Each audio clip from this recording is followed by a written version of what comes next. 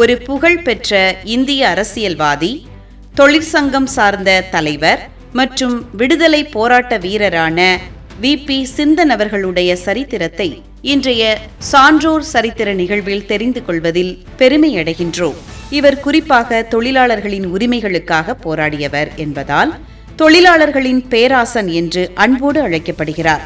இந்திய கம்யூனிஸ்ட் கட்சி CPIM அமைப்பின் மூத்த தலைவராக செயல்பட்டார்.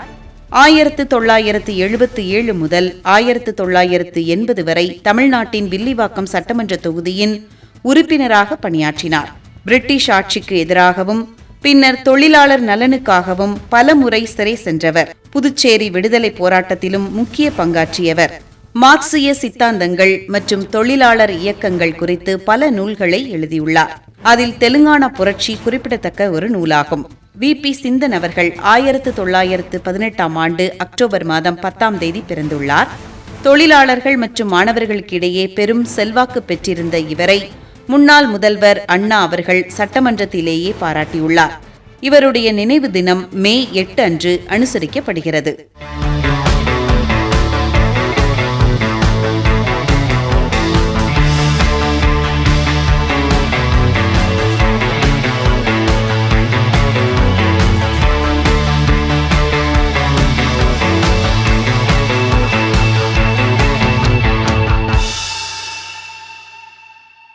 தமிழகத்தின் மிக சிறந்த எழுத்தாளர், அடுக்குமொழி பேச்சாளர் மற்றும் அரசியல்வாதியாக இருந்த வலம்புரி ஜான் அவர்களுடைய சரித்திரத்தை இன்றைய சான்றோர் சரித்திர நிகழ்வில் அறிந்து கொள்வதில் பெருமை அடைகின்றோம்.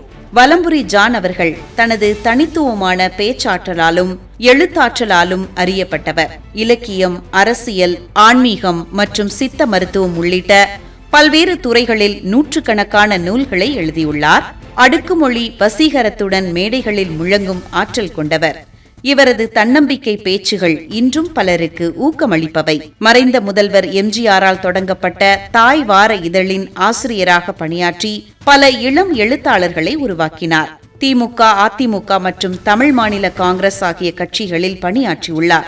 2 முறை மாநிலங்களவை உறுப்பினராக பதவி வகித்துள்ளார். வலம்புரி ஜான் அவர்கள் எழுதிய குறிப்பிடத்தக்க நூல்கள் என்னவென்றால், அம்மா அழைப்பு என்ற நூலை எழுதியுள்ளார். இந்த நூல் வேளாங்கண்ணி மாதா பற்றிய கவிதை நூலாகும்.